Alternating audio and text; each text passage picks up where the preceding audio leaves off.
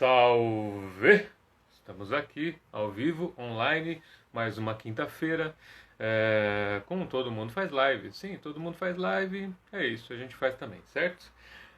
Começando mais uma edição do Todo Mundo Faz Live. Hoje, quinta-feira, dia 13 de agosto. Muito cuidado com as quintas 13. Todo mundo fala só da sexta 13 e descuida da quinta 13. Muito cuidado também, hein? O negócio não tá fácil, não. Aliás, hoje é dia do canhoto, hein? Se você é canhoto, olha aí, um bom dia para você. Estamos aqui com mais uma edição, mais uma semana no ar aqui. Toda quinta-feira, às 2 da tarde, tem bate-papo aqui neste Instagram. Semana passada foi bem legal, né? Foi bem legal. Se você não assistiu, tá aí no IGTV, para ver depois.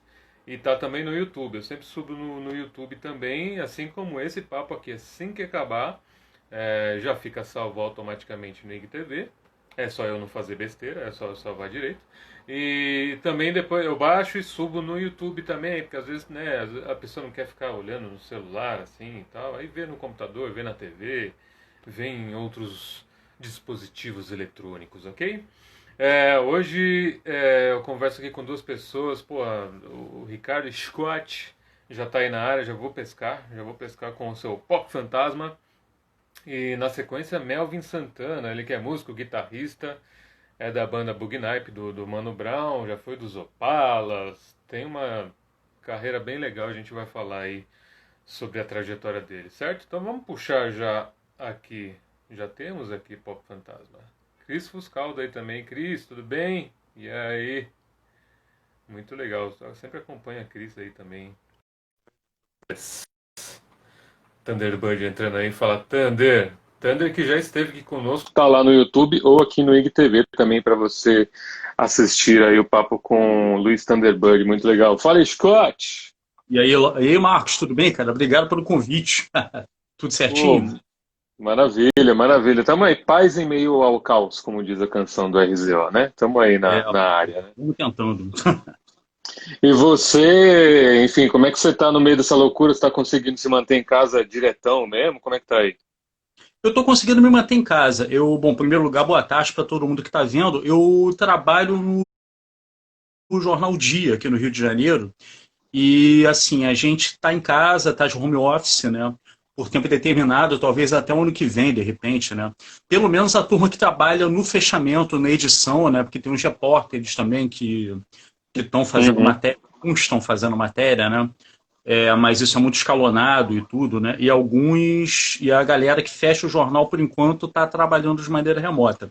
Eu creio que a gente Sim, fica até ano que vem. Vamos tentando manter a sanidade, né? É complicado. Acho que eu nunca passei tanto tempo em casa, né?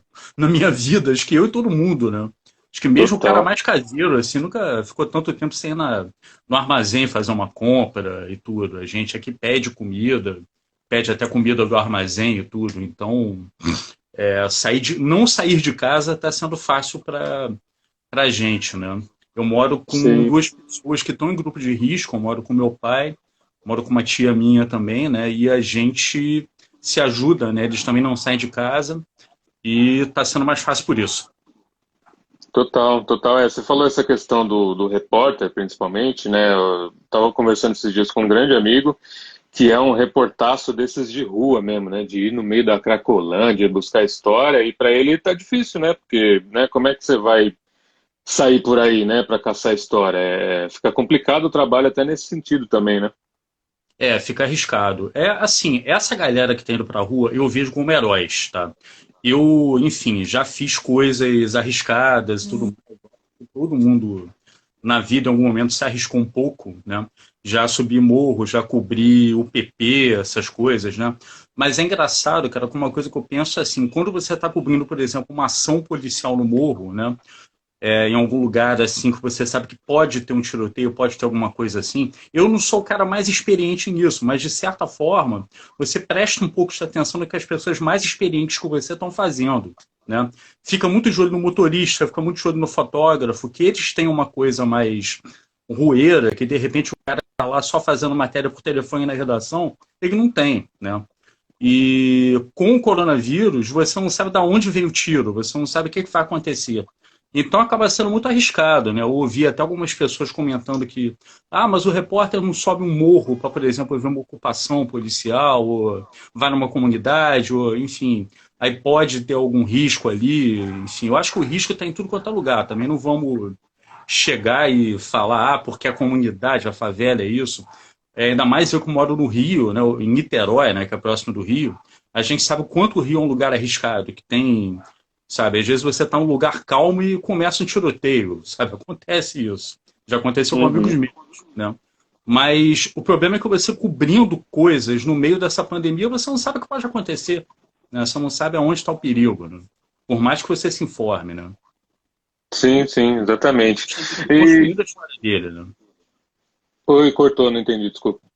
Foi mal. O vírus, ele tá meio que construindo um pouco a história dele. A gente não sabe bem o que vai acontecer, enfim, aí. Uhum. Mas vamos tentando. Sim, sim, bem complexo, total. E, cara, claro que eu te chamei aqui para falar sobre o Pop Fantasma, vamos falar dele aí daqui a pouquinho, Maravilha. mas também tem o assunto inevitável dessa semana, né? Deu uma. O lance da.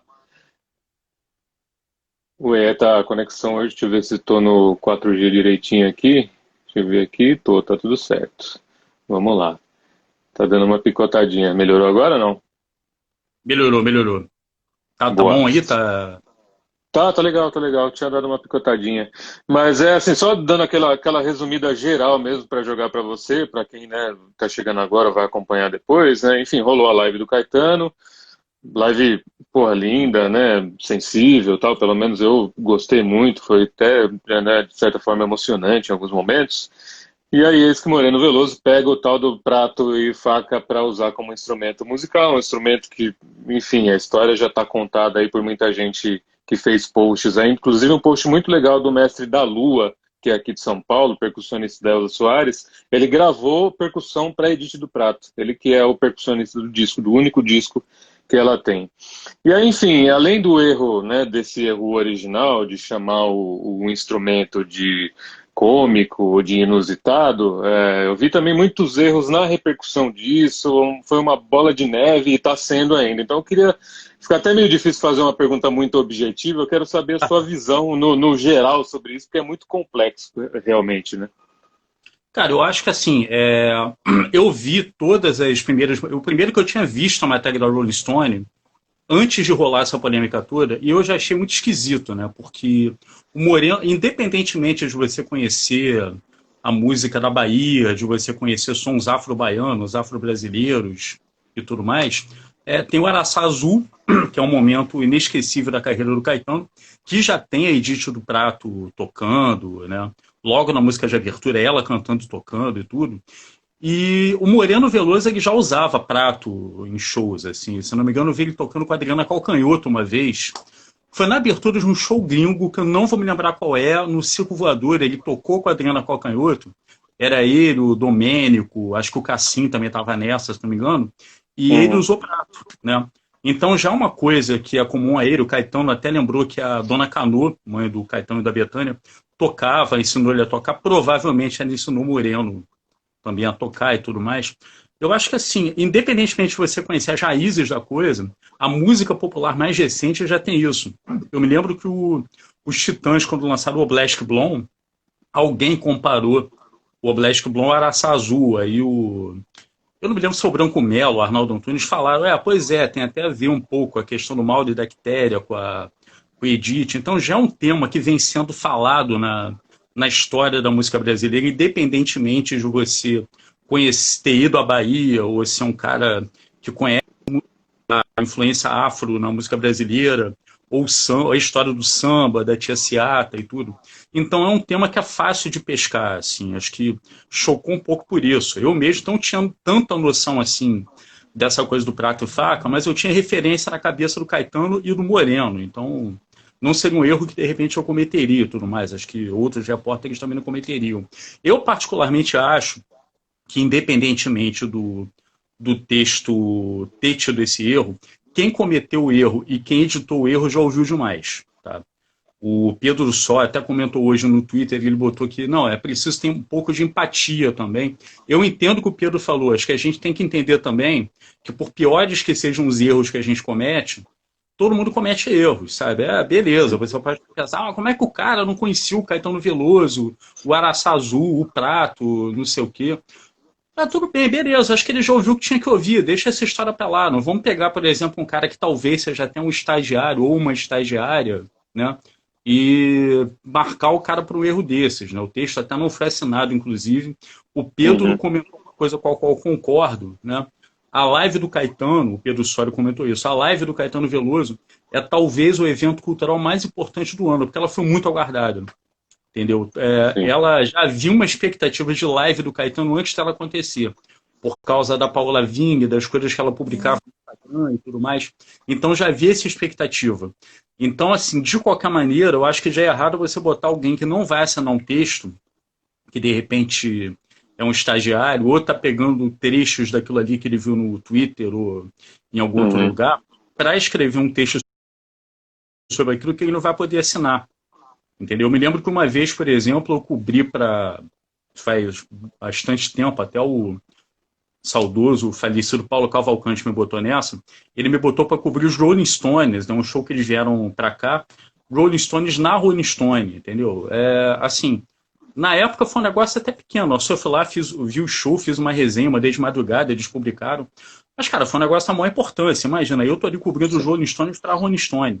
Da mesma forma, eu cobri o Caetano, que foi capa da Rolling Stone brasileira original e talvez seja um ídolo, na minha opinião, na estatura dos Rolling Stones aqui no Brasil, daquele cara que atravessou os tempos, né?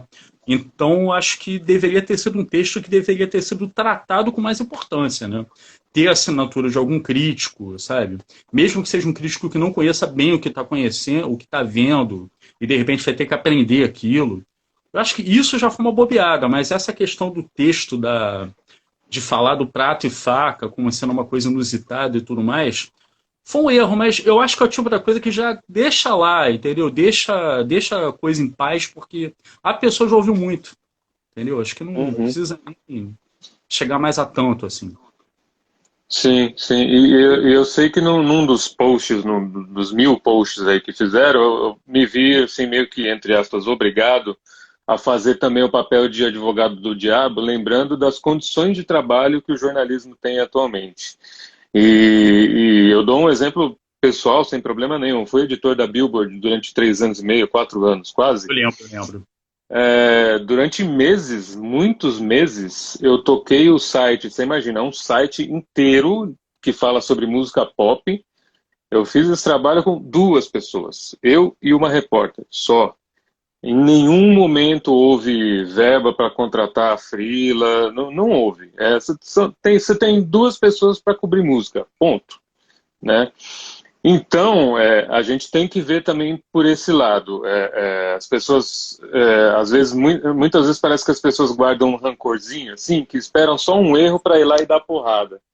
Mas essas pessoas apoiaram o jornalismo cultural, elas deram valor, elas assinaram as revistas, elas compraram as revistas nas bancas, ou estão recebendo só o conteúdo de graça online e tá tudo bem. Quem está pagando por isso, né? E também, a gente nesse mesmo contexto, acho que a gente não pode esquecer também da figura do dono do negócio. O dono do negócio está se importando com o nome do negócio dele sendo jogado no lixo dessa maneira? Muitas vezes parece que não. Por que que eu vou me importar se o dono não está? Então tem isso também, né? Tem todas essas questões que são muito complexas e que é muito fácil chegar e fazer um textão. Ai, que horrível, uma revista de música falando isso. E acaba sendo injusto, como você falou, né? Pois é, eu acho que assim, criticar, eu acho que tem super a ver, porque realmente é complexo você ler aquilo numa revista como a Rolling Stone, Sim. entendeu? Eu acho que chega um momento que a coisa começa a exagerar um pouco. Acho que já, enfim, já falaram pra caramba e tudo mais, e realmente essas condições do jornalismo cultural no Brasil, elas são ruins, e eu acho que sempre foram ruins, porque se criou uma ilusão aqui no Brasil de que basicamente você fazer jornalismo é fazer resenha, né? E eu fico impressionado como as pessoas gostam de ler resenha, sabe? Como elas gostam de ler as pessoas fazendo comentários sobre discos, filmes e tudo mais. A coisa que muita gente me fala que sente falta no meu site, o Pop Fantasma, é de ter resenha de CD, resenha de filme, resenha de show. É o tipo de coisa que eu já não tenho mais muita paciência de fazer, para falar a verdade. Uhum. E talvez eu não tenha mais muita paciência de ler. Sabe, eu leio quando é, por exemplo, um Pedro Sol, Mauro Ferreira, entendeu? Que são pessoas a quem eu vou sempre para procurar saber o que eles estão Sim. pensando, escrevendo. Mas, de um modo geral, acho que falta entrevista, acho que falta entrevista boa, faltam personagens bons, entendeu? O jornalismo cultural, ele tem que se inspirar muito de música, principalmente, ele tem que se inspirar muito em outros tipos de jornalismo, na maneira como o jornalismo, de repente, de cidades é coberto, sabe? De você tentar fazer um pouquinho uma visão que não fique só numa coisa, sabe? Só num assunto. De você tentar ver um pouquinho a geografia daquilo ali. Eu, quando vejo uma matéria de muita falta, de você entender de onde aquela pessoa vem, sabe? O que ela passou na infância, que lugar que ela nasceu, entendeu? O que ela estava sujeita em determinados momentos da vida dela. É uma coisa que eu sinto falta quando eu leio matérias de música, por exemplo. Sabe? De você ter Uhum. uma parte que parte até para a geografia da pessoa. Isso é muito maneiro e é pouco feito. Acho que é um filão que acaba sendo um pouco explorado. Sim, sim, total, total. Mas vamos falar de coisa boa? Vamos falar do pop. Vamos falar, porque esse assunto, bicho, se deixar, eu faço a live inteira falando disso, porque Não, essas discussões para mim são ótimas, assim, gosto muito. Cara, Pop Fantasma, você, enfim, tem o seu trabalho aí regular, vamos dizer assim, né, no jornal e tudo mais, mas você tem esse site que você toca aí em paralelo, que é, enfim, queria que você definisse um pouco. Ele é um site sobre cultura pop, é um site que fala sobre a história das coisas, né? Tem muito post assim que fala de coisas passadas, histórias relembradas e tal. Como é que você define o Pop Fantasma?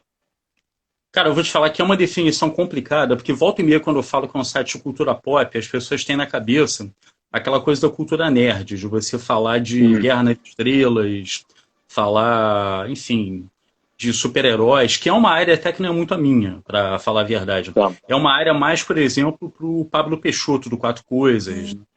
Fala muito de super-heróis e tudo, é uma área que é bem dele, digamos assim. Eu falo mais de música, falo um pouquinho de cinema, de televisão, falo um pouco de quadrinhos, falo às vezes de super-heróis, de Star Wars, de coisas que meio que me tocam em algum determinado momento, mas eu costumo definir como sendo um site de cultura pop outsider, né? Cultura pop Hum, marginal. Lado B, lado C, lado Z da cultura pop. Porque, de um modo geral, eu procuro focar em lados B da vida de artistas, lados A, por exemplo, discos pouco citados, momentos pouco conhecidos da vida deles, né? De repente falar de artistas que são muito desconhecidos, né? Que as pessoas não lembram muito. Eu cito sempre o exemplo do Celso Zambel, que é um músico de São Paulo, que gravou um disco pela Som Livre no fim dos anos 70. O disco dele não vendeu sim. rigorosamente nada. Né? Foi um disco assim, que passou despercebido. Eu achei o disco na internet, até um amigo meu botou a foto do disco. Eu olhei a capa do disco e achei aquilo tudo muito parecido com os discos da Factory, né? Ele com a Hum, cara meio abaixada, assim, uma foto meio granulada, preto e branco. Me lembrou o primeiro disco solo do Yamakulo, que toca no Bunnyman, né? Mas que saiu bem depois, né? Saiu em sim. 90. Eu fui ouvir o disco e achei o disco uma coisa meio. Parecia uma coisa meio tipo Rock Erickson ou Syd Barrett fazendo um disco nos anos 80. Uma coisa meio psicodélica, mas você percebe que o cara escutou Velvet Underground, escutou Lou Reed, escutou Ramones, entendeu? É uma coisa que não passava um pouco por isso tudo. Eu consegui achar o Celso, a história dele é fantástica, a história do disco é fantástica. Botei no site, é uma coisa bem lá do Z da música. Né? Uhum, Da mesma forma, tem o Tony Lopes, que é um músico da Bahia, que ele gravou um disco em 1991, em vinil, né? E ele resgatou o disco para as plataformas, né? Para o Spotify, para o Deezer e tal. E o legal. disco nunca saiu em CD, ele até me mandou um vinil aqui, que eu nem ouvi ainda, porque eu não tenho toca-discos mais, né? Caramba. Mas aí eu achei o Tony, bati um papo com ele, ele me contou um pouco da história do disco também. A história dele também é muito interessante, ele é um cara que tem uma história pessoal parece que o irmão dele morreu, aí isso deu um clique nele para ele virar músico de verdade, montar uma banda e tudo mais. E são histórias bem bacanas, até do rock na Bahia, da configuração do rock na Bahia e tudo mais, que Hum, ele me falou Ele é um cara que ainda está nativo, ele tem um bar lá em Salvador, que agenda shows de rock, volta e meia ele lança livros de poesia, bandas novas e tudo. Então é uma história que eu tenho todo o prazer de contar lá, né? E Uhum. uma coisa que eu botei também recentemente no site foi que o nosso querido presidente foi bicado aí por uma EMA, né, Palácio da Alvorada, e eu me lembrei Sim. que tem uma música, uma única, que fala de uma EMA do Palácio da Alvorada, que é a Funziona Senza Vapore, do Fellini. Bati um papo com o Cadão Volpato, que é o cara que fez a letra da música, ele falou um pouquinho como pintou essa inspiração. Ele tinha ido para Brasília pela primeira vez na vida, aí viu as emas e tudo mais. Então, assim, o maneiro, mas isso só para ficar um pouco na música brasileira, porque tem muita coisa de Sim, música sim. estrangeira lá também e tal. Tem um filão muito grande para explorar, que são vídeos antigos do YouTube, shows antigos, né? Anúncios de televisão, tanto daqui quanto lá de fora, antigos e tudo mais. É um filão bem grande e que dá para você explorar só fazendo textos sobre aquilo, sabe? Só Uhum. jogando aquilo. A grande inspiração do Papo Fantasma é o Dangerous Minds, né, que é um site americano, que o Sim. criador do site ele até fala que sem o YouTube o site dele não existiria, né? E de certa forma eu também tento fazer o mesmo no Papo Fantasma.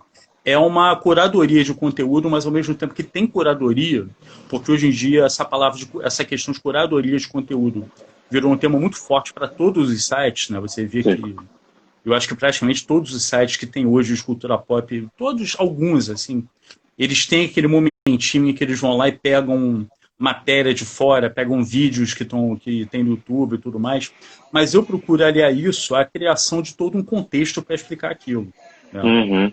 Aliar isso é o que eu conheço como sendo bom jornalismo, né? Que é o que eu tento fazer ali. Sim, sim. Às E vezes, eu vi. É, é, mas eu vi que também faz algum tempo você retomou as entrevistas, né? Acho que tinha lá no começo, aí parou, porque de fato é um trampo e tudo mais, né? E agora você voltou a publicar algumas entrevistas também com coisas novas, com artistas que estão lançando trabalhos, tem isso também, né? eu falei com o Marco Barbosa, que é um jornalista aqui do Rio, que tem um projeto que é o Borealis, que é um projeto bem interessante de música eletrônica. Falei com a Beth Albano, que é uma violeira que está lançando o primeiro disco dela aos 66 anos. São personagens Caramba. bem interessantes que produzem uma música legal. Acho que assim, o ideal é também você ver o que aquele personagem tem de bacana, assim, um pouco da história dele. Tem muita gente com história boa para contar por aí, né? E de vez em quando rola entrevistas com alguns artistas, né? Eu falei Uhum. com o pessoal do Ave Sangria, que estava lançando o disco ano passado. Recentemente eu falei com o Edgar Escandurra, do Ira. Essa entrevista acabou repercutindo de uma maneira inesperada até, né? Porque o Roger, do Ultraje, ele se ofendeu com uma coisa que o Edgar falou. O Edgar não ofendeu ele, o Edgar foi super tranquilo com ele. Basicamente que não estava mais falando com o Roger. Aí o Roger viu lá, chamou ele de babaca, xingou ele. Ah, toma tua linha. Ah, você com Fino, né? camisa do MST aí e tal. Quem é que apoia a ditadura? Enfim, um negócio lamentável, um posicionamento lamentável, mas isso aconteceu, né? Eu vou te falar que quando eu vi isso, a minha primeira coisa que me passou pela cabeça foi, cara, muito maneiro que a entrevista tenha tido essa repercussão, porque eu vi ela sendo linkada em outros sites, mas ao Uhum. mesmo tempo o cara não merecia isso, cara. Enfim, acho que, sabe, ser xingado de babaca disso, daquilo outro por nada, ninguém merece, né? E, enfim, acontece às vezes. Sim, pois é, às vezes toma esse rumo que, aliás, é até um rumo muito procurado, às vezes, pelo jornalismo, né? Às vezes você vê algumas situações que forçam isso, né, para depois ter uma resposta, e no seu caso não, foi totalmente sem querer mesmo, né? Pois é, engraçado que ele puxou esse assunto, aí eu citei o Roger, o Lobão, a gente falou um tempão do Lobão Uhum. e tudo mais. O Edgar é um cara bem legal, né? Ele é um cara que se você conversa Sim. com ele, o papo rende muito, assim, e tal.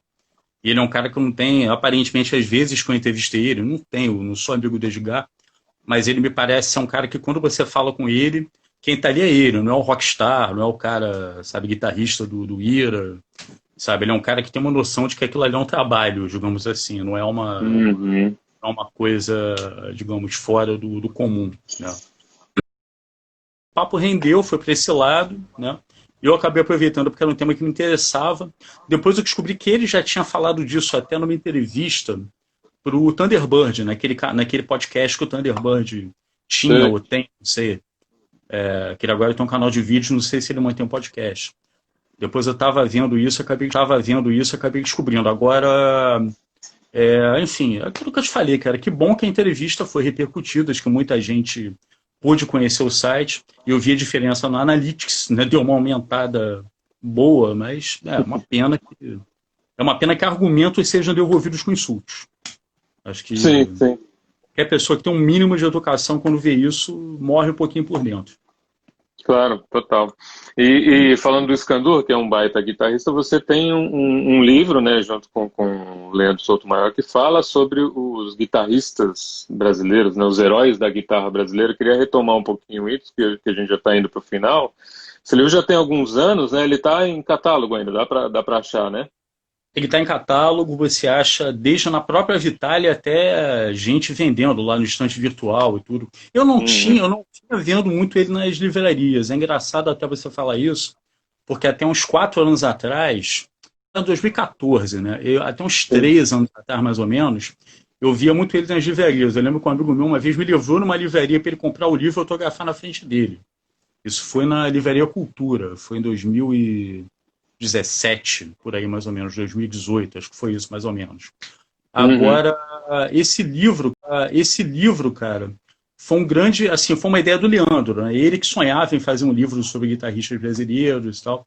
Ele está fazendo agora um livro que eu até participei, fiz um capítulo do livro. O livro é sobre Jimmy Page no Brasil, né? O guitarrista do Zeppelin no Brasil, ele está preparando agora, né? Tá com uma parceria até com a Cris Fuscaldo, né? Que deve lançar o livro pela Garota FM Books, dela. E quando eu fiz esse livro com ele, cara, eu me lembro que uma ideia que eu dei para ele foi: vamos tentar não falar só dos clássicos, né? Já era um pouquinho o raciocínio que eu tenho no Papo Fantasma. Vamos tentar falar da galera que muitas vezes você precisa chegar pro cara e falar: vem cá, você também é um clássico, entendeu? Porque, por exemplo, muita gente lembra do Sérgio Dias, mas pouca gente lembra hoje do Poli, que era um guitarrista que tocava slide guitar, numa época que isso nem era exatamente moda, ele gravava coisas para rádio. Muito pouca gente lembra que o Zé Menezes, que era um grande violonista, também foi um grande guitarrista e tudo. Tem o Miles Stockler, né, que é o cara que fez o caderninho que o Erasmo Carlos gravou, que é um cara que até hoje dá aula de guitarra e tudo. Fez outras coisas também, a gente botou ali no livro. O Mir me contou a história dessa música, ele até falou que essa música foi feita pelo Simonal. Pior que até tem a ver, né? É meio que uma pilantragem, assim, né? E a Vanderleia parece que falou para ele: cara, dá isso pro Erasmo e tal.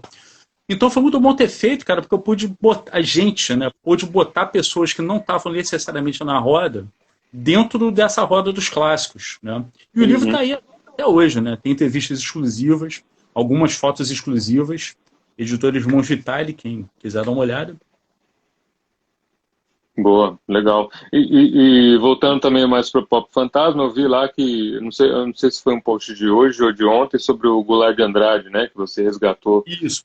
Fez esse trampo que você falou, né, de curadoria. Pô, tem umas coisas no YouTube legais, então vamos trazer para cá. E que é um cara que tem uma história fantástica, né? Eu lembro da fase SBT e Gazeta, Globo eu não peguei, mas era esse cara que entrava na história mesmo, né, se vestia do personagem e sei lá, talvez faça um pouco falta também esse tipo de cara no jornalismo hoje, né?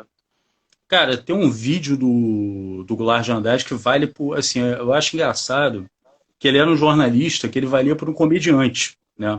Mas assim, não que ele fosse um cara que você riria dele, né? Você riria com ele. Talvez você até risse dele, mas não é um rir dele, que cara palhaço, bobo, porque ele era engraçado, né? Tem um vídeo dele que é muito engraçado, ele com bigodão, assim, né? Ele é meio puto que ele tava com o microfone na mão, ele, pô, não dá pra trabalhar com microfone e tal. Ele indo no corpo de bombeiros, entrevistar todo mundo que tava ali. Aí ele mostra o equipamento que ele ganhou. Ganhei um abrigo, ganhei um capacete. Ele bota tudo, bota aquela roupa de bombeiro. Aí vai entrevistar as pessoas. Aí tem uma parte que é muito engraçada, que ele vai no alojamento dos bombeiros. Aí o cara fala pra ele, ó, mas tem que ficar em silêncio. Aí ele vira pra câmera, silêncio. Aí ele entra lá e tal. Aí pergunta pro cara baixinho, a roupa deles fica aqui, eu não estava entendendo por que tanta preocupação com a roupa dos bombeiros. É porque ele queria saber o tempo que o bombeiro demorava para se vestir, depois tocava a sirene. Aí tem uma hora que é muito engraçada que o cara fala diversas vezes para ele fazer silêncio. Aí ele tá indo embora, ele chega pro câmera, não, vamos voltar, vamos voltar. Aí ele vai lá pra trás e cutuca um cara. Já que você acordou, me fala aí quanto tempo você demora. Cara, aquilo é muito engraçado, cara. Assim, você morre de rir vendo. Assim, os vídeos dele, antigos, valem por. Assim, você tem documentário, tem comédia. É uma lição para todo jornalista. Assim, não que alguém precise necessariamente fazer aquilo, mas se você deixar aquela energia entrar no teu trabalho, você já está, digamos assim, fazendo uma coisa de muito bom tamanho, né? Eu tento deixar um pouco dessa energia entrar no meu trabalho, mesmo que de repente eu não trabalhe para televisão, nem nada. Acho que se você está em rádio, se você está em jornal, acho que vale a pena. Total, não. Eu lembro de. Tem um programa que é particularmente inesquecível, assim, na época do SBT, em que ele vai mostrar a vida das travestis e das trans na rua. Então ele vai mesmo. E aí, cara, ele vai visitar uma mulher que aplicava silicone industrial nas minas, velho. E aí ele mostra a aplicação, né? A pessoa injetando o negócio, aí fica aquela bola, né?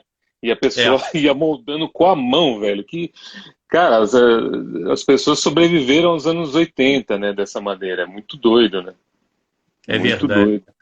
Tinha isso, tinha a prótese do Zequete, né? Também aquela prótese peniana do Zequete, que marcou a época. Isso tudo tem no YouTube, né? Ele resgatou alguns textos, né? Alguns vídeos, quando ele estava na Gazeta, no finzinho de carreira, que ele estava fazendo um trabalho, tal, acho que na Casper Libero, né? Que ele atendia os alunos da Casper Libero. Então tem muita coisa no YouTube. Vale a pena dar uma olhada, cara. Vale muito a pena dar uma olhada. Acho que se você estiver começando no jornalismo, mesmo que você não queira exatamente fazer aquilo, aquilo pode virar uma referência para você. Total, total. Só essa filosofia, né? Essa paixão essa curiosidade no final das É. contas, né?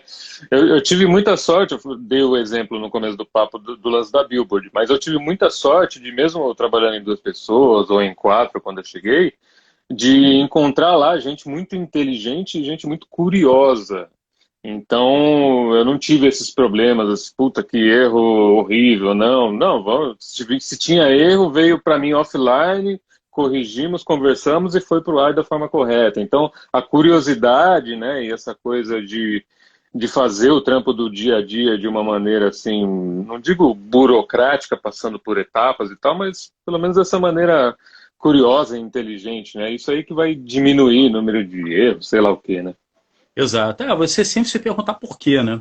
Eu diria que você perguntar por quê diminui, não tudo, mas assim, de 60% a 80% dos erros em jornalismo.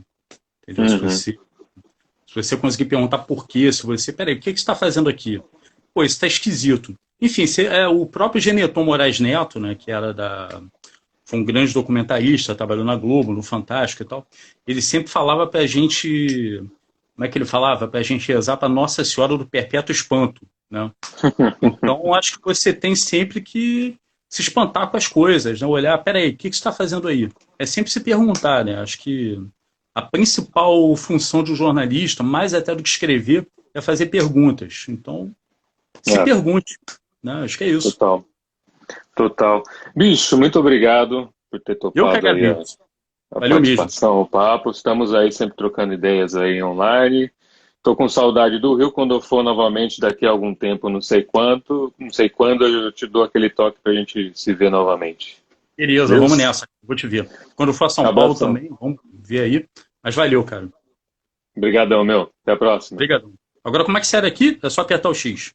Ah, eu vou te expulsar aqui. Pode Ah, ficar beleza. Me tranquilo. expulsa aí. Falou. Eu volto para. Eu expulsei mesmo, eu tava falando ainda. Sacanagem. Foi mal aí, bicho. Não vi que você ia falar mais um negócio. Isso aí, esse foi Ricardo Scott, jornalista lá do Rio de Janeiro. Trocamos aí essa ideia. Pô, é sempre bom. O Ricardo, eu gosto muito da visão que ele tem sobre as coisas. Ele é um cara que tem bom senso. E é legal conversar com ele sobre vários assuntos. Os importantes e os nem tanto. Certo? Deixa eu tirar só essa notificaçãozinha da tela. Sai daqui, notificação. Palhaça. Vamos lá para o Melvin. Ele está aqui, já que eu vi ele entrando agora há pouco. Flagrei, dei o flagrante aqui do Melvin se aproximando da área. Muito bem.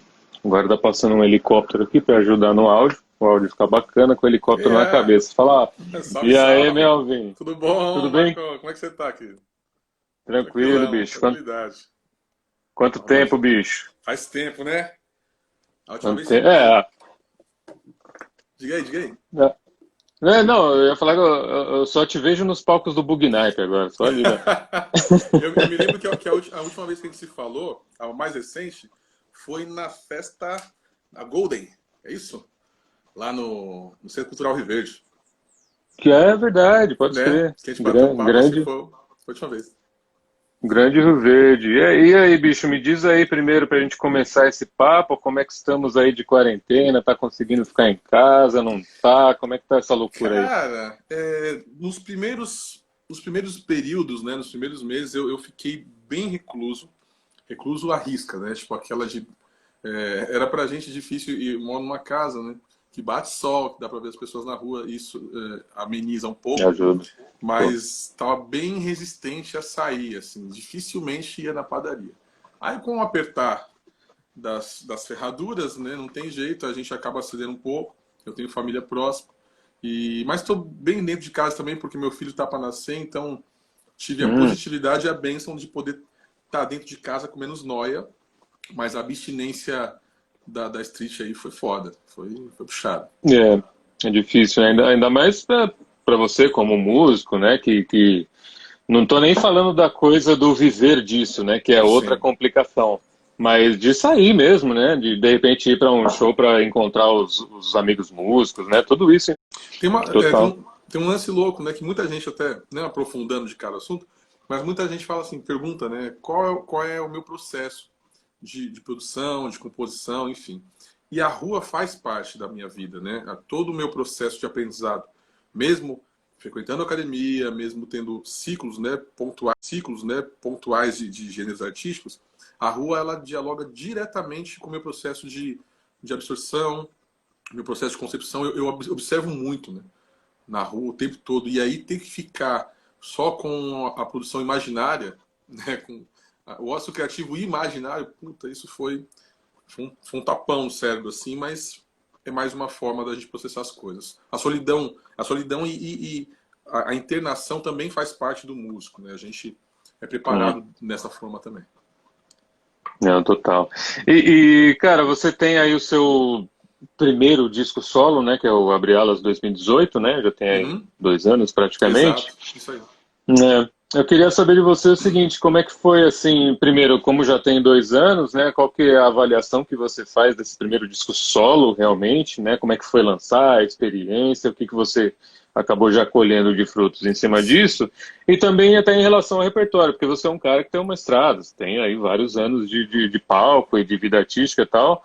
Fazer o repertório do primeiro disco solo deve ter sido um pouco difícil para você. Como é que foi esse processo aí? Foi um processo muito difícil, foi um processo para não que há necessidade de justificativa, né? Mas eu fazendo ali o meu relatório, né, no final de 2 anos praticamente, além de prazeroso, o Abre Alas foi um disco experimental. Eu classifico ele como experimental porque, como você citou, trazer a trajetória até então de 35 anos de vida. E aí eu começo musicalmente com 8, valendo mesmo profissa 12. Você trazer Caramba. toda essa bagagem de composição, de produção, e tudo meio que num plano de necessidade, porque não necessariamente nós temos as habilidades ali, mas muito se desenvolve pela necessidade. Eu acho que também não tenho certeza que o Abielas não seria diferente, mesmo em outras Hum. circunstâncias, porque são muitas diferenças dentro de casa, fora de casa. Participei de muitos trabalhos na rua, de gêneros artísticos, musicais e artísticos muito diferentes. Então, o Abre Alas, ele é quase um desabafo, né? Falei, pô, preciso colocar Hum. tudo isso. Tentei o máximo possível ser fiel às minhas influências principalmente de música preta. Então o saldo é positivo, sabe? É positivo. Pôr um trampo na rua não é fácil.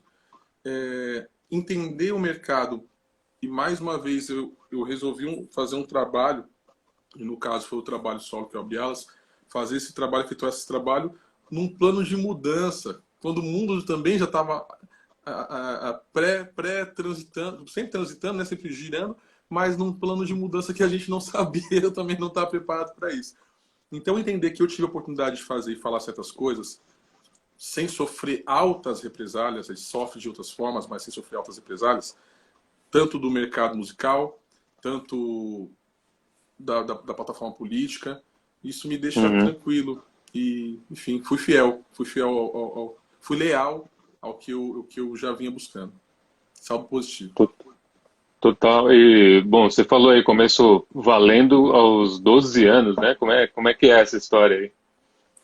Mano, Marcos, é muito louco. Eu venho de uma trajetória, eu vim de uma família que é a minha base de vida, né? E quando eu falo base de vida, eu não posso privar a questão artística. Então, a história vem da minha bisavó, que já era sacerdotisa, promotora de festa, aí passa pelo meu pai, que também era promotor de festa, discotecário, não era DJ, né? Era discotecário, porque ele tinha um acervo de discos. A minha mãe, que fazia teatro. Então, toda essa bagagem me permitiu, aos 8 anos de idade, entender que eu queria ter um trabalho, né? Fazer música. Grupo Esparrama, pessoal do teatro aí, lindos. Legal. Lindes. E aí, a partir disso, com 12 anos, eu falo 12 anos efetivamente, porque com 12 anos é o momento que eu percebo que quero fazer isso na minha vida. E minha mãe fala, tá, você quer estudar, você quer ser músico? Então, a partir de agora, você vai entrar no conservatório. Além das andanças da rua, né? Você vai entrar no conservatório, vai estudar música, música teórica, música acadêmica, e aí se estendem, tipo, 10 anos praticamente seguidos de estudos particulares, privados, né? E acadêmicos, de música entre um instrumento e outro. E aí vem o plano da composição, o plano da produção, mas exatamente com 16 anos eu entrei para os Originais de Samba. Né? Fui integrante dos Originais de Samba, já lógico, tudo muito mudado, não era exatamente, mas ainda foi uma última geração que seguia os planos daquele Originais de Samba original, né? De cantar, tocar, dançar, samba, outras influências, e foi meu primeiro trabalho como guitarrista. Guitarreiro, né? Lá eu aprendi o termo guitarreiro com o Luiz Wagner. Eu também tive a oportunidade de conhecer figuras como Luiz Wagner, com, enfim, Joãozinho Carnavalesco, e daí pra frente. A partir disso, cara, é história. A partir disso aí eu tenho que contabilizar. Eu vou fazer 37, então é isso mesmo. Esse ano, praticamente, 25 anos de carreira, que eu nunca parei de fazer música, nunca trabalhei com outra coisa. Tive esse menor prejuízo, né? Preto, a gente fala que preto não tem privilégio, tem menor prejuízo. Total, total. E eu estava vendo uns vídeos seus no YouTube e tal, até pra gente bater esse papo, e eu vi um comentário seu muito, muito legal lá que eu queria trazer. Num vídeo X lá, o Dan Moura comenta, te parabeniza e tal. E aí você diz no seu comentário lá que o Dan Moura foi o primeiro preto que você viu tocando guitarra na sua vida, assim, na sua frente. Sim, sim. Eu queria saber, assim, porque é curioso isso, né? Claro que se a gente for voltar lá pro rock and roll, anos 50 e 60, a gente vai ter Chuck Berry, a gente vai ter, né, a Mama Thompson, aquela galera pesada, né? Mas, de fato, negros guitarristas não são muitos, né? Como é que é essa relação com o instrumento, né? A partir da visão aí do Dan Moura, né? Tocando ali. Sim. É muito louco, porque dentro da minha casa, eu entrei numa resenha com uma amiga cineasta também, há algum tempo atrás, alguns anos atrás, e ela fez essa observação. Falou, Mel, você precisa entender que mesmo você não querendo ou não concebendo a ideia, você é uma exceção da regra. Daí eu fui tentar buscar aquilo que ela falou. Foi por que eu sou uma exceção da regra? Ela falou, porque você cresce numa família basicamente muito bem estruturada, no sentido assim, de ter, né, ter a figura, mesmo que meus pais são separados dos meus 5 anos para frente, meus pais se separaram. Mas eu sempre convivi com meu pai e minha mãe, com a base intelectual dos dois. Conheci minhas 2 bisavós, 2 sacerdotisas. A cultura de família assim foi muito presente, tanto a espiritual, de cunho espiritual quanto a de cunho artístico. Nossa, esqueci o nome dele, gente, desculpa. O seu Oswaldo. A minha bisavó, claro. a minha bisavó é madrinha de casamento dele, né? Que maravilha, e aí eu olha cresci isso. na casa dele, cresci com as festas dele, e tudo isso para falar da guitarra, por quê? A figura do guitarrista sempre foi muito presente, porque eu cresci na cultura do vinil. Então, puta, é Fred King, Chuck Berry, Bola 7, eu conheci dentro de casa. Né? E aí quando veio o Dan, que é um cara preto que toca guitarra, que vem do lance da igreja, e eu toquei pagode há muitos anos, e aí ele foi o primeiro cara que eu vi com uma guitarra na mão, que tocava samba, mas eu falei, mas é possível tocar guitarra e samba? Pô, aí eu vou conhecer Luiz Wagner, já conhecia, mas não entendia. Samba com guitarra? Tá. Né? Aí fui pro Mistock, que é o alemão, guitarrista, foi meu mestre também, e eu perguntei para ele de alguns guitarristas, e ele falava isso, ele falou, você tem uma boa sorte, porque você vem do cavaquinho. E normalmente, na minha geração, ele falando, na minha geração, bons cavaquinhistas se tornavam bons guitarristas. E começou a citar uma galera da década de 50 e 60. Então nunca foi distante. Mas para a realidade brasileira, como você bem sabe, né, com a expertise intelectual e jornalística que você tem, muito nos é podado, né, quando se trata de história. Muita coisa parece que não teve preto no movimento da Jovem Guarda, tocando guitarra, tocando baixo. Sim. Né? Parece muita coisa. Mas, de fato, quando eu vejo Jimi Hendrix na minha vida, né, aí tudo muda. Quando eu vejo Carlos Santana e Jimi Hendrix, 3 figuras, né, que mudaram a minha vida como guitarrista. Primeiro, foi ouvir Carlos Santana. Eu falei, é isso, é esse cara. Já tinha ouvido vários, mas Carlos Santana mudou tudo. Aí, por Carlos Santana, eu conheço Jimi Hendrix. Tá. Aí a gente entra pro jazz. E aí eu ouço o Wes Montgomery. Aí, bicho. Aí vem o Luiz Wagner, guitarreiro. Aí vem a batida do Marco, do Jorge Ben. Que eu considero, são guitarristas, né? Guitarristas acústicos. E aí tudo muda. Sim. E é um caminho interessante. Né? Porque o Santana, obviamente, com aquela coisa latina, né? Levando a latinidade pro rock and roll, que era, né? Enfim, já fazendo aquela mistura. Jimmy com, né? Pesado, né? Aquele rock bem tradicional e tudo mais. Mas aí a gente vem pro samba rock, que aí já mete mais ritmo no negócio. Nossa, aí, meu. E aí depois você vai lá fora, você tem as misturas lá de fora também, você pega um The Roots da vida também, que tem uma guitarra magnífica e que é uma mistura de referências doidas, que deve ser para você uma referência também, Sim, né? com certeza uma referência. Com certeza.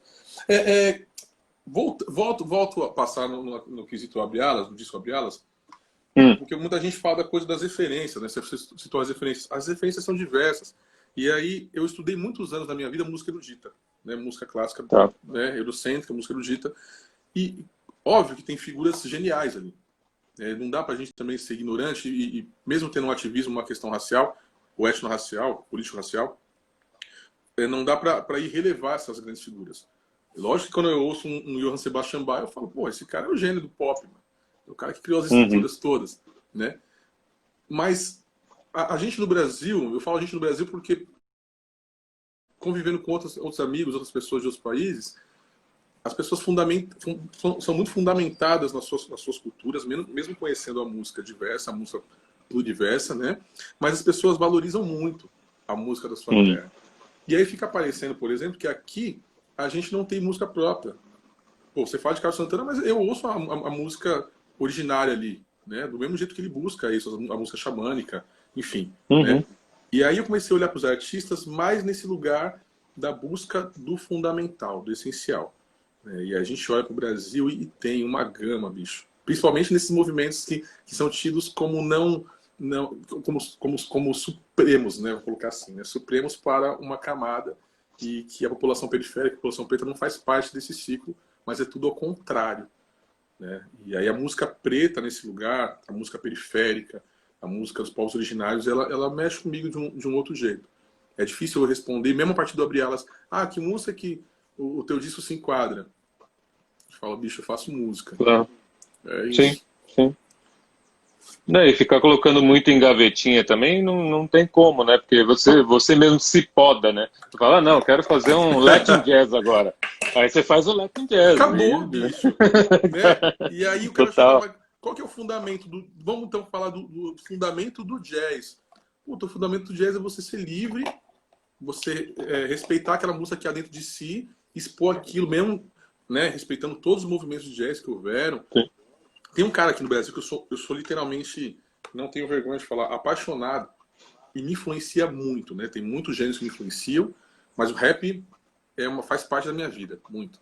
Claro. Para fazer o Abre Alas, eu ouvi, durante um ano praticamente, eu ouvi o Ano do Macaco, do Black Alien, que eu sou fãzaço, me influenciou Demais. muito, mas eu voltei para uma fase antiga e é um cara que eu falo, meu Deus, como esse, minhas deusas, né, deuses. O Marechal é um cara que ele, porra, eu falo, é isso, bicho. Tem a filosofia de vida dele, ninguém é obrigado a concordar, ninguém é obrigado a seguir, porque muita gente acha que o cara quase faz uma seita. Só que é praticamente ele, junto com algumas pessoas, o Marechal ele é um cara que ele traz essa música, a música pela transformação, a música pela vivência essencial. E pô, eu tenho ouvido, né, principalmente a faixa 1º de Abril, que talvez foi a última faixa que ele lançou, né, real, assim. E aí eu tô na última semana, eu tô ouvindo todo dia, assim, porque eu falo, é o caminho, há um preço a pagar, você conhece bem o mercado da música, só que não só ele como o Brau, não só o Brau como Shagline, enfim, e outras pessoas aí pagaram porque resolveram viver a essência, né? Eu acredito na música. Fora isso, não me interessa mais, não. Acho que a partir dessa idade que eu tenho, que não é assim, não me comove muito. Sim, sim, total. E você, enfim, já falando agora sobre Bug Night, né? Você tá lá na banda do Bug Night, que deve, né, assim que ficar seguro para todo mundo voltar aos palcos. É um trabalho que também tem isso, né, de buscar lá na essência várias informações e dar uma, não digo atualizada, mas trazer para hoje. Primeiro, como que rolou para você, né? Como que você entrou na banda e tudo mais, e como tem sido, né? Acho que você deve ter, mesmo conhecendo as músicas e tal, você deve ter estudado pra cacete, né? Como é que foi? Ó, Marcos, eu vou dizer para você que a primeira impressão que eu tive, primeira não, para mim é mais fácil sempre vir do final, né? Tô igual japonês, eu vim do final, da esquerda para direita. Teve um dia, nas últimas sessões assim, de ensaio para Bug Night, pra gente estrear no Credit Card, né?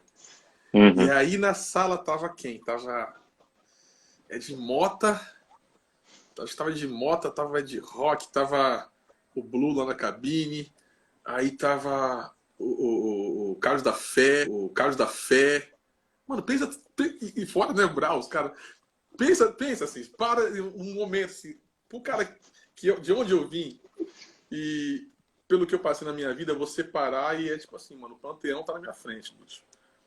Como eu vim parar aqui, não sei.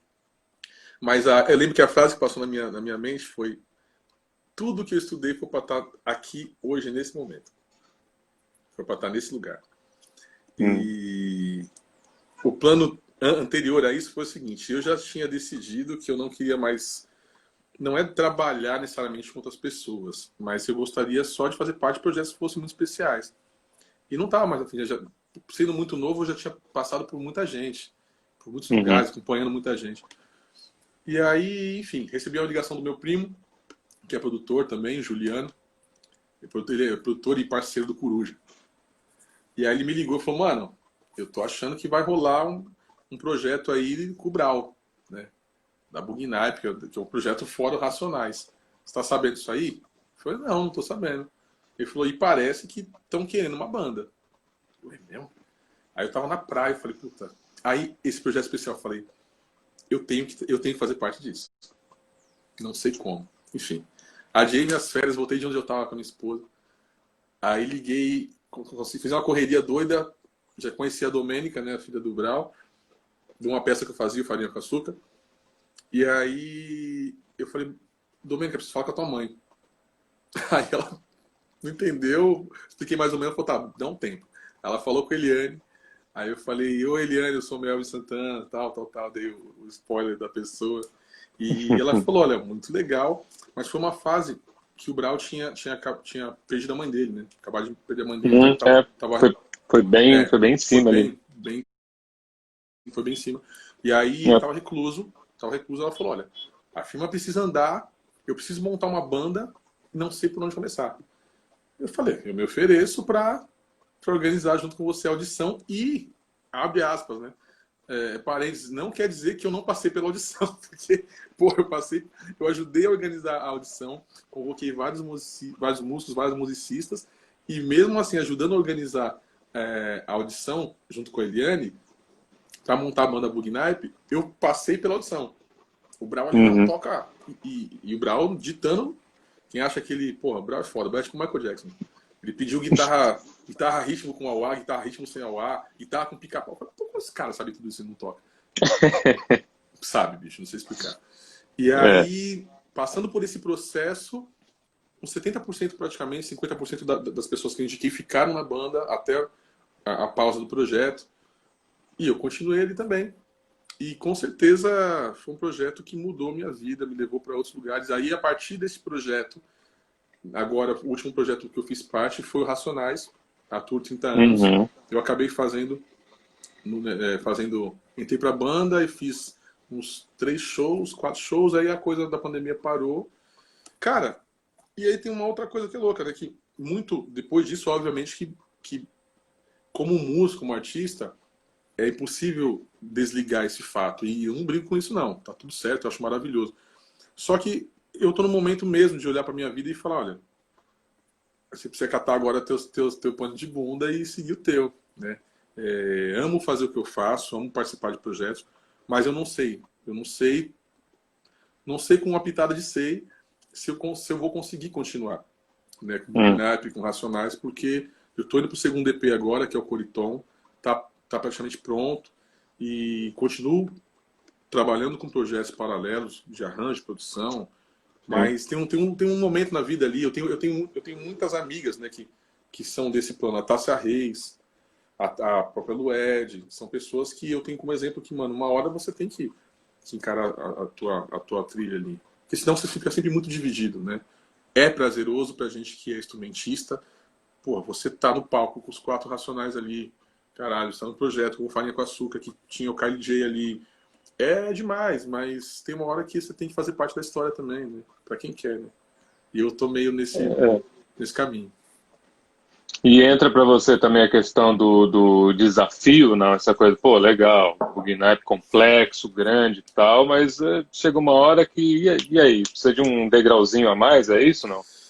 Olha, é muito louco, de repente, a maneira como eu tô falando, porque quem não me conhece vai olhar e falar, mano, esse cara tá milionário. Esse cara tá rico pra caralho. Porra, só que quando eu olho pra trás, estou falando isso muito humilde, assim, muito simplesmente. Eu trabalhei praticamente com todos os meus ídolos, assim. Então, né, eu fiz parte do Original de Samba, toquei quase 6 anos, praticamente, com Tony Tornado.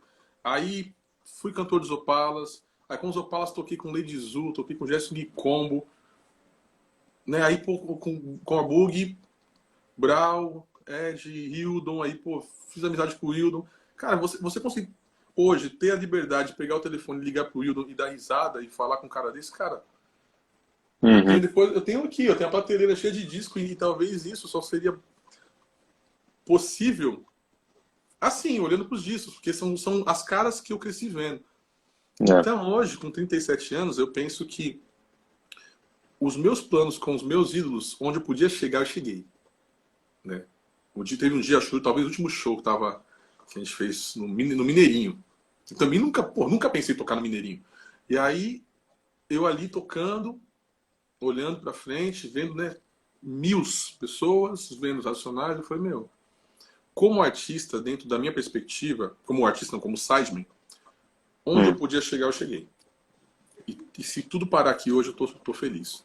Valeu a pena. Valeu a pena as horas de disco, valeu a pena os choros e lágrimas do Bugnipe, que foi, porra, eu nunca tive que colocar tanto meu estudo em prática na minha vida. Horas e horas a fio com o Brau, horas e horas a fio em casa. E assim, foi 1, 2 meses de horas a fio todos os dias, né? Então eu tô me dando esse direito.